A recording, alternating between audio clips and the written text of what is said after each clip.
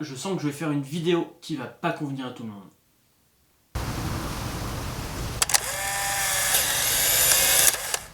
Salut à tous et bienvenue sur ce nouvel épisode de Photantique où l'on parle de photographie antique et atypique. Alors, j'ai toujours pas fait de vidéo sur le développement noir et blanc, bien que je le pratique depuis bien longtemps. La première fois, j'ai aidé mon père dans le labo, j'avais 3 ans.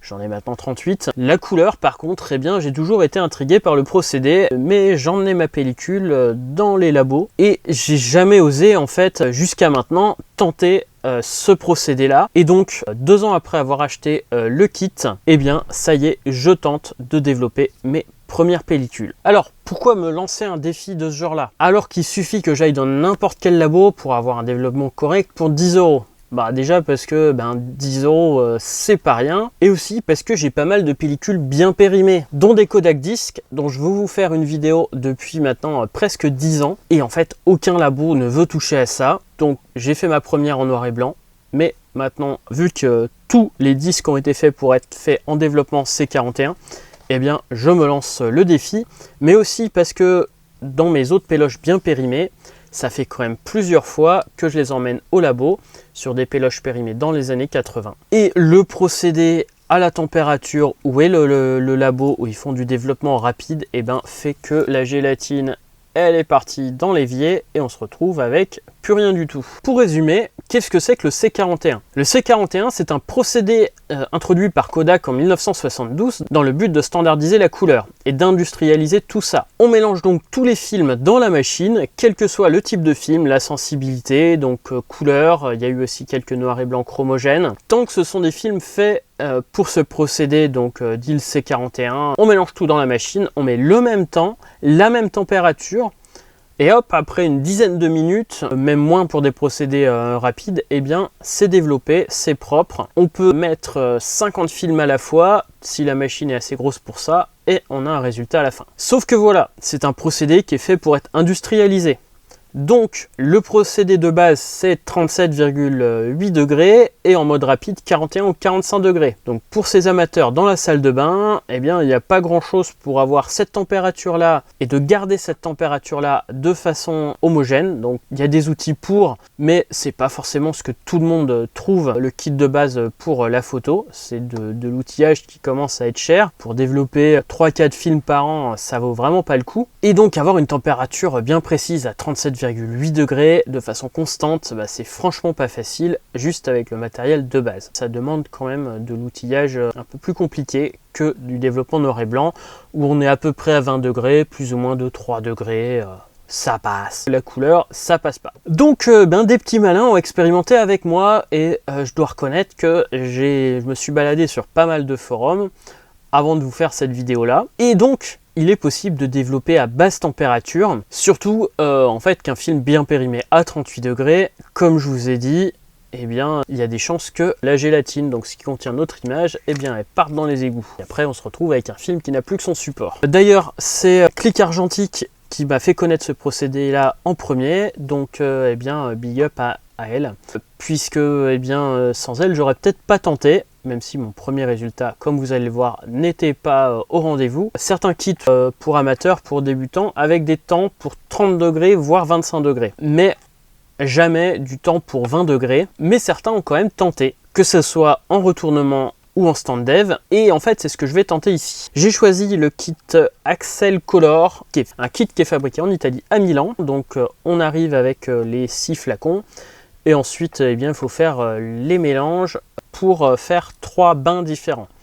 Normalement, dans les procédés couleurs, je vais vous expliquer après, c'est plutôt 4 bains. Alors, voilà comment j'ai procédé. Qu'au départ, en plus, j'avais perdu les temps officiels. J'avais un mode d'emploi en italien. Je l'ai perdu, donc il a fallu que je me base complètement avec toutes les différentes recherches que j'avais sur les forums. Alors la chose qu'il faut faire ici, surtout que là, on va réutiliser plusieurs fois notre produit normalement. Avec la technique que j'ai utilisée, je pense que je vais pouvoir tenir entre 1 mois et 6 semaines et faire 20 films dans cette période-là. Donc on commence à mettre de l'eau dans la cuve. Une fois que le film y est déjà, bien sûr, qu'on l'a mis dans le noir, donc l'eau et tout ce qu'on va mettre après, on peut le faire en pleine lumière tant qu'on n'ouvre pas la cuve. Puisque la cuve, là, le film est protégé de la lumière. Donc le but, c'est ici de mettre le film à la bonne température, donc à la température ambiante. Donc quand je l'ai fait, il faisait quand même assez chaud et il faisait 25 degrés dans ma salle de bain.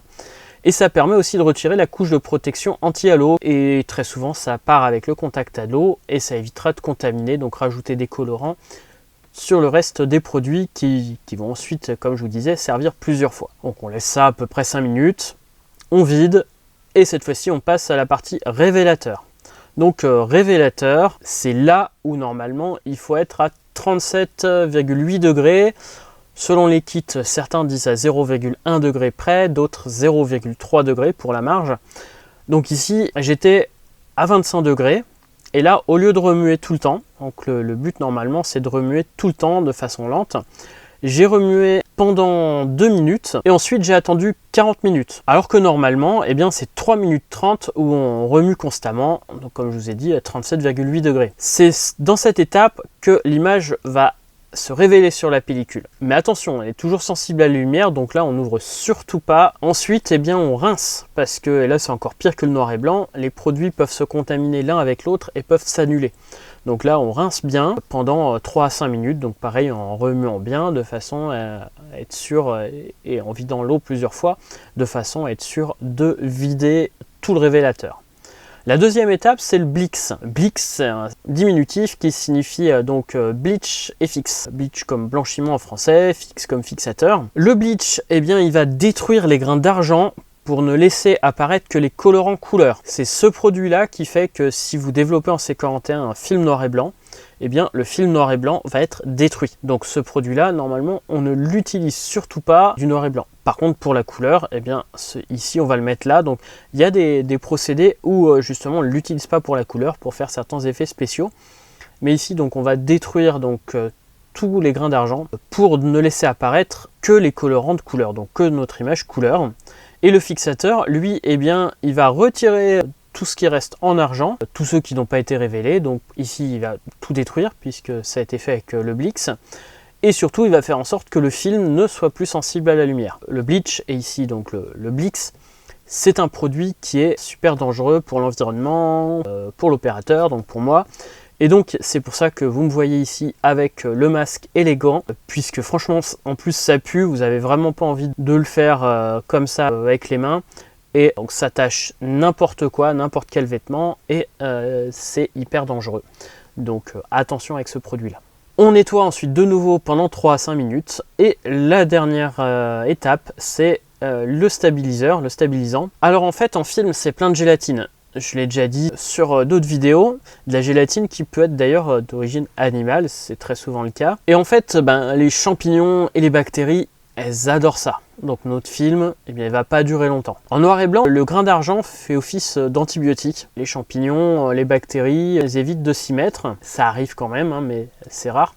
Par contre ici, eh bien, on a détruit tous les grains d'argent. Donc, eh bien, pas le choix. Si on veut conserver notre film, il faut passer par cette étape-là pendant 1 ou 2 minutes. Et puis voilà, on a terminé. Le résultat est bien moins bon qu'un développement industriel. Déjà, mon premier résultat, avec ce que j'avais trouvé sur Internet, je me suis dit du film périmé dans les années 90, pas bien conservé. Sur tous les forums, ils disaient 45 minutes à 20 degrés. Je me suis dit, eh ben, je vais mettre ça 1 heure à 25 degrés. Remuer pendant 4 minutes, j'aurai un résultat utilisable. J'ai cramé mon film, il est surdéveloppé, hyper surdéveloppé. Je vais vous montrer quelques résultats au scan, parce que j'ai quand même réussi à forcer un peu, on a 2-3 trucs qui ressortent, mais bon, c'est inutilisable. Donc, pas une bonne idée, en effet, j'ai réussi à le développer, mais bon, j'ai rien. Donc, j'ai pas fait mieux qu'un développement industriel où là, j'aurais rien eu parce qu'il était transparent, là, j'ai rien eu parce qu'il était cramé. Deuxième test, je l'ai fait avec un bout de pellicule, j'ai coupé ma pellicule en 3, et là, cette fois-ci, alors malheureusement, la caméra, elle s'est arrêtée pile au moment où j'ai ouvert la cuve pour la première fois. Et là, j'ai sauté de joie quand j'ai vu le résultat que j'avais. Alors maintenant qu'il est sec, vous voyez, c'est quasiment parfait. C'est de la pellicule périmée en 2006, donc pas depuis si longtemps que ça. Et là, cette fois-ci, j'ai du résultat. Remuer 2 minutes et 35 minutes à 25 degrés. Maintenant que la température a un peu baissé, je pense que je vais faire les 45 minutes à 20. Mais voilà, ici, je pense que mes calculs étaient plutôt bons. J'ai refait une deuxième expérience où là, j'ai développé plusieurs films Alors je pense qu'il y avait un défaut sur mon film en 110, c'est dommage parce que j'avais un appareil photo à vous présenter avec celui-ci, un Instamatic Pocket. Malheureusement c'est des films qui n'est pas périmé, je l'ai emmené premier sur les 3 au labo, c'est sorti comme ça, transparent. Je l'ai développé en noir et blanc, ça a fonctionné. Le troisième ressort transparent avec un développement maison, même procédé que les autres, donc là je suppose que c'est le film qui a un défaut. Je sais pas ce qui se passe. Deuxième test, cette fois-ci avec 2 pellicules standards, une pareille périmée en 97, un jetable de scotch chrome. Alors les couleurs sont complètement funky, mais j'ai des images. Et puis une autre pellicule périmée en 2004 de la Fuji, et là cette fois-ci, eh bien j'ai des images avec des vraies couleurs. Donc sur le Ferrania que je vous ai présenté, le résultat est correct. Alors c'est sûr, c'est du grain, les couleurs sont plus froides et moins saturées qu'avec un développement industriel. Il faut savoir que dès qu'on fait du stand dev, apparemment ça fait ce genre de couleurs froides, et puis ça fait quand même des couleurs moins saturées. Le C41 c'est vraiment un procédé pour être fait, pour avoir la meilleure qualité possible, c'est vraiment 37,8 degrés, hein. On peut pas trop bidouiller, mais 37,8 degrés sur de la pellicule périmée, mal conservée, ça a tendance à avoir aucun résultat. Donc là je suis plutôt content puisque j'ai eu des résultats dans les deux cas, et des résultats utilisables, sauf encore une fois sur ma 110 et puis sur celle que j'ai grillée. Mais le premier cas, c'est de ma faute, c'était mon premier essai, et sur l'autre, il y a définitivement un défaut de la pellicule. Donc finalement, je suis plutôt content, et ça répond à ma question. Je peux développer à la maison, et je vais pouvoir surtout développer mes premiers films Kodak Disc en couleur. Donc là, périmé depuis les années 80, donc j'aurai intérêt à faire très attention lors du développement. Je pense que j'aurai des couleurs funky, c'est juste pas possible autrement. Mais de toute façon, personne ne veut y toucher, donc j'ai pas le choix. Est-ce que je conseille de faire ça? Bon, déjà, ça dépend de vous, vous faites vos propres choix. Ça fait économiser pas mal d'argent, ça va me revenir ici le développement à peu près 2 € par pellicule,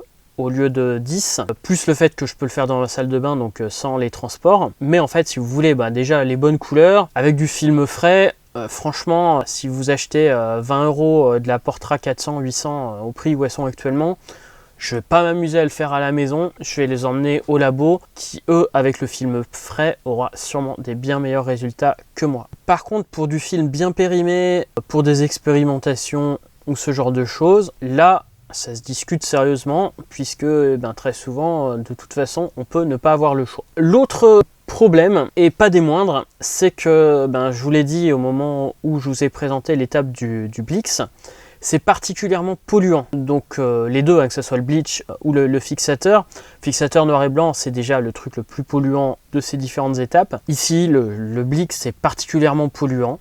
Donc même si, une fois que la chimie sera utilisée, je vais l'emmener à la déchetterie, toutes les traces que je vais avoir au fond de mon eau de rinçage, les gouttes qui vont tomber par terre, etc. Les gaz que je vais respirer aussi, c'est pas bon ni pour moi ni pour l'environnement. Donc je vais finir mes produits, et ensuite, une fois que mes 5 Kodak Disc vont être faits, en tout cas dès que je vais en faire un ou deux pour en faire la vidéo, je suis pas sûr que je vais continuer. Alors j'ai aussi une 110 qui est bien périmée, enfin j'ai 2-3 trucs bien périmés à faire, mais ensuite je suis vraiment pas sûr de continuer, parce que pour cette raison-là, un gros labo industriel, lui, il a tous les outils pour recycler ensuite ses chimies. Alors le recyclage, c'est jamais neutre en carbone, mais un gros labo industriel, il y a quand même ce qu'il faut. Ils les emmènent dans des endroits où ça va être trié correctement. La dernière fois que j'ai emmené à la déchetterie, ils ont pris mes chimies, ils les ont mis dans le tout venant. Donc en effet, ça va pas partir dans la station d'épuration, mais ça va partir dans l'incinérateur. Donc je sais pas ce qui est le mieux dans les deux cas. C'est des trucs quand même franchement polluants, et c'est pas bon pour personne en fait. Donc je me pose quand même toutes ces questions-là.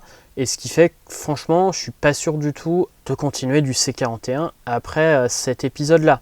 Donc pas sûr que je vais m'acheter tous les kits pour être à la bonne température, etc. Donc là, voilà, il fallait que je m'y lance, et c'est fait ici avec cette expérimentation. Et puis ça va me permettre de faire 2 ou 3 autres vidéos sur d'autres expérimentations aussi. Voilà pour cette vidéo, j'espère quand même que ça vous aura intéressé. On se donne rendez-vous très bientôt pour une nouvelle vidéo. Soyez authentiques et atypiques, et à très bientôt.